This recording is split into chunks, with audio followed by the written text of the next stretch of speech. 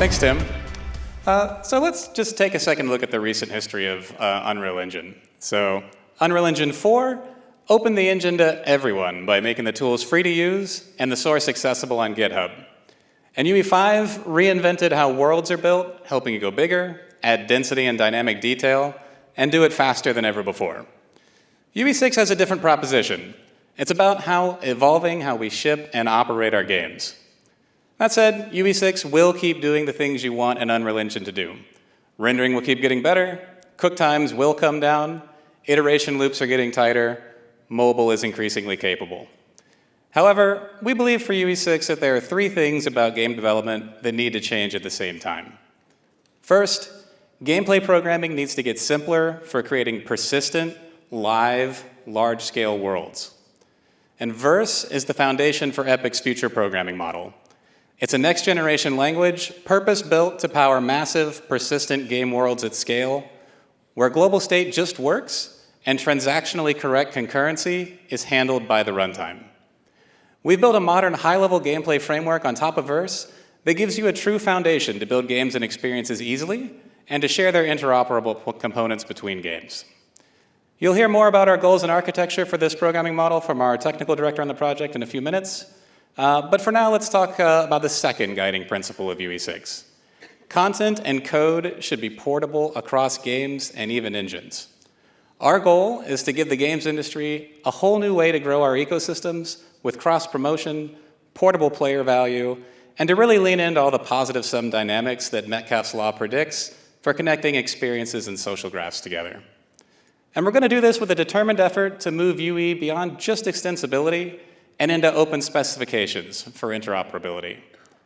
Where existing standards such as GLTF or USD are capable of fulfilling our needs, we'll make them first-class formats within the engine. And where a standard doesn't yet exist that serves the needs of game ecosystems, we'll open up Unreal's own systems as open specifications with Verse APIs, defined asset conditions, and documentation that any engine, tool, or studio can implement against. And Fortnite Cosmetics will be our first real proof point of portability. We're going to start by moving the base system to an open UE6 module that's usable by all games. And this means that you'll have the option to use a player's entitled Fortnite outfits in your own games, and you'll get the tools to build outfits for your own games that work inside Fortnite.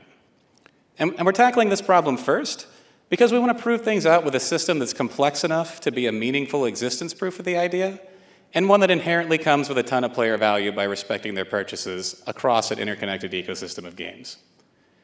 We see this as the first step towards building a shared economy for smart assets, functional assets with logic and functionality that work across games to recognize players' time and spending in a better way. In the end, this isn't really a Fortnite story.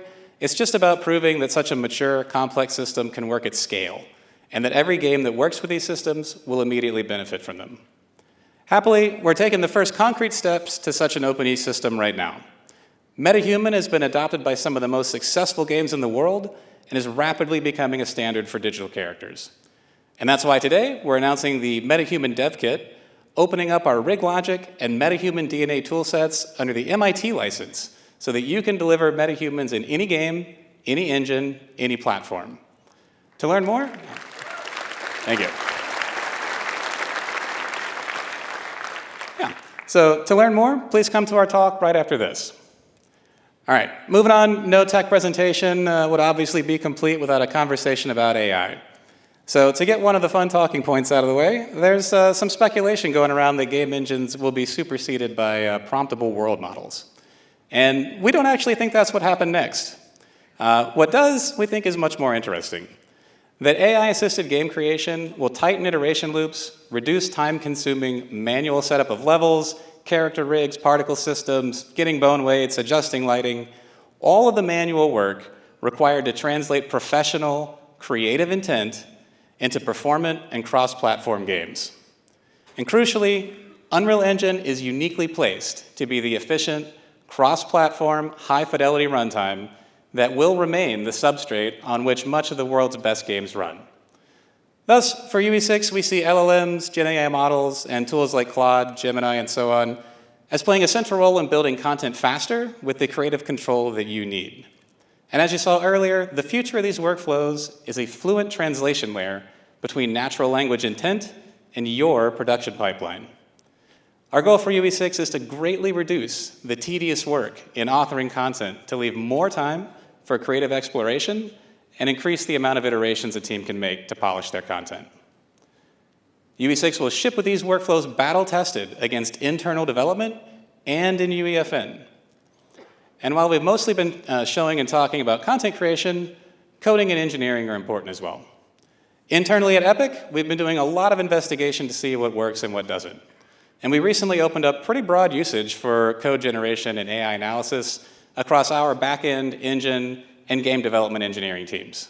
We've had a lot of great success stories.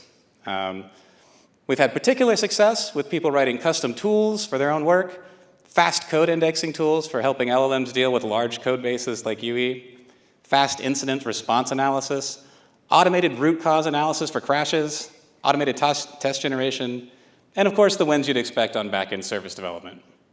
But what's interesting is that most of those cases aren't even generating mainline Unreal Engine code yet, though that'll come. So you can expect Unreal Engine 6 to include all the key learnings for using AI for engineering along with content workflows. Okay, so we know you obviously have lots of questions about the transition from UE5 to UE6, so let's talk about that for a second. UE6 converges two threads of development we've been running in parallel.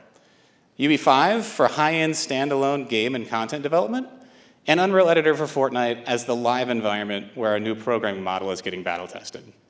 UE6 will combine these two products into one.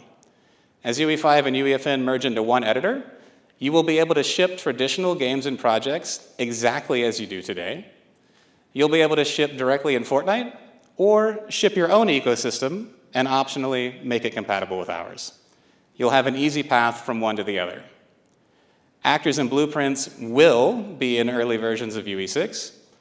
Eventually, these will be deprecated when the new framework is sufficiently mature, and you'll have conversion tools to move projects from one framework to the other. Also, a new UE6 mainstream will be on GitHub later today, publicly visible, just like the UE5 stream has always been. Any remaining UE5 changes will merge to UE6 to not get lost, but not vice versa. And in addition, Fortnite development will be attached to the UE6 stream, so you can see all of our ongoing work live and cherry pick any changes as needed. However, this stream is not meant to be any kind of alpha. It exists just to be transparent with where we're going. And while we're not currently planning another official UE5 release after 5.8, we do reserve the right to ship a 5.9 if needed. You never know. So when can you get your hands on UE6? We plan to release in early access at the end of 2027-ish. We know how game dev works around here. However, Epic will be shipping things on the tech stack ahead of the early access release, just to make sure we get it right. 6.0 will be released 12 to 18 months following the early access release, and we expect just about everyone should be able to move their projects to 6.0, as it will still have all of the mainline UE5 tech. Except for Cascade, we're killing that one. That one's not going to make it. So get on the Niagara train.